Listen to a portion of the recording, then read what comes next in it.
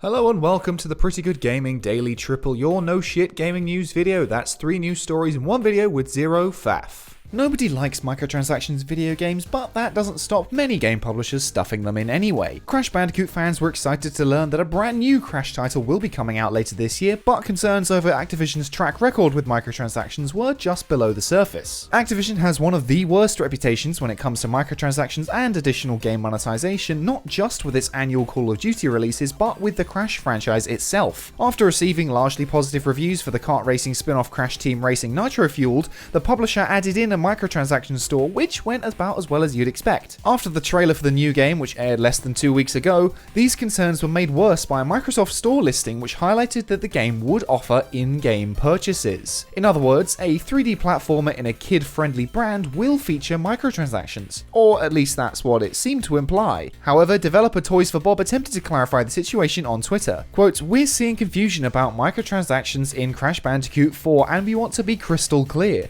There are no microtransactions in Crash 4. As a bonus, the totally tubular skins are included in all digital versions of the game. If this is all to be believed, these skins are only obtainable through buying the digital version of the game and not through any in-game store or platform storefront. But given Activision's track record, I would definitely expect some sort of store or overt monetization to come into effect after the fact, as these skins suggest the possibility of more to come. And that's on top of the fact that exclusive content like this is total bullcrap. What about the people who buy the physical version? Do they just not get these skins? Cosmetic-only microtransactions are accepted by many gamers as they have no impact on gameplay and therefore are completely avoidable in their eyes. But this is still a full-priced £60 game. Not $60, £60.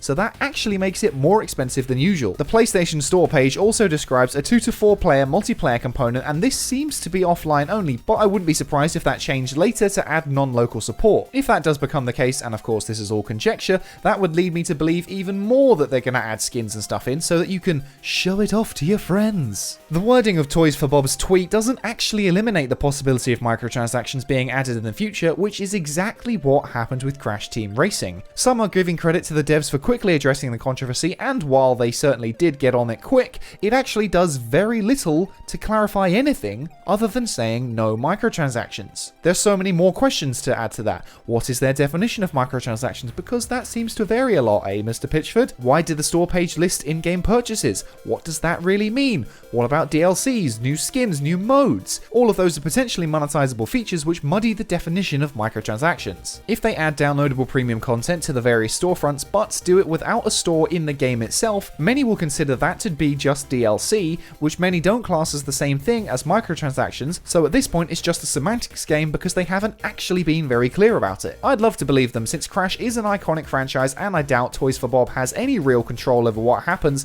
but they've burned the Bandicoot in the past. If microtransactions are added post-launch, the devs can't play ignorant for a second time. What do you think? After pulling the rug out on Crash in the past, Activision and Toys for Bob have to actually prove they're not putting microtransactions in there, by not doing it, before I'll believe them despite how much I want to. I'm not saying they definitely will, but they've literally done this exact dance before, so I'm not going to fall for it. And next up, the length of a story is something that has greatly varied for decades across all mediums, and games are no exception. Most major single-player games over the past few years have run around the 20-hour mark, and many hit that sweet spot just right, while others outstayed their welcome 5 hours ago. Former PlayStation executive Sean Layden recently expressed his issues with this business model, saying it's just not sustainable, and hopes to see the return of shorter AAA experiences. Layden describes The Last of Us Part 2 as the ultimate example of a story-driven video game for this generation. Now that's an interesting example to give, since a common criticism of it among many gamers and critics is that it's too long and poorly paced. Layden's issue is that the development cost of such extensive titles is exponentially inflating to the point where most AAA game budgets vary between $80 to $150 million. Production costs of developing a game has shot right up, while the retail price has stayed fairly static. As games have grown larger and larger, so have the budgets and the amount of staff needed to create them, which is a huge issue and contributes to the very high levels of crunch that pervade the industry. The return of smaller games is something I'm personally massively open to. Growing up, I didn't have money for loads and loads of games, so I ended up playing the ones I already had over and over again, but how short they were was never an issue because they were so fun and had so much more to do. Shorter games around the 10 to 15 hour mark with a high amount of replayability is something that's been missing from the AAA space for a while now, though it does still exist in the indie space. So many big budget games feel stretched and bloated to add perceived value to the product, even though most of the time the value is reduced because it's just so long. Smaller games with lower development costs are definitely a good idea, but that's not to say that we should stop producing big games altogether. Massive game experiences like Red Dead Redemption 2 or The Witcher 3 are so full of content and story that it's easy to get lost in those worlds for hours and hours at a time. Game length is just part of a larger issue that top-tier big-budget modern video games all struggle with.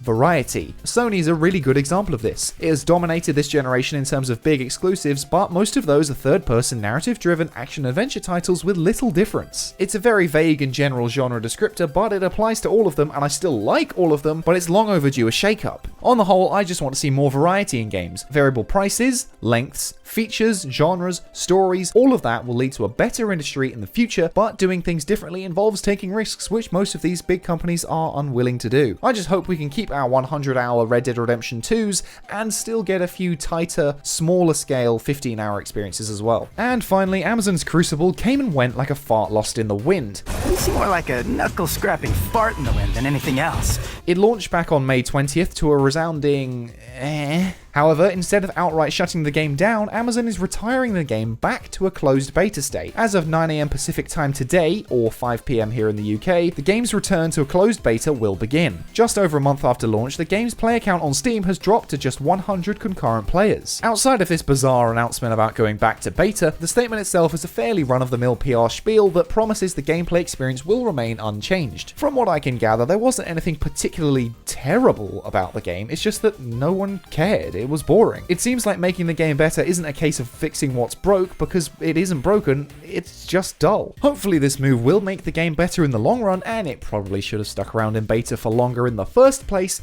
but personally I'd just give it a couple of months before Amazon pulls the plug on the whole thing. And that's it for today. If you enjoyed this no shit format, go ahead and give the video a like to give it a boost, hit subscribe and the bell if you want to stay up to date on all future installments, toss a coin to your YouTuber over at patreon.com/prettygoodgaming. That's all for today. I've been Henry Cooper.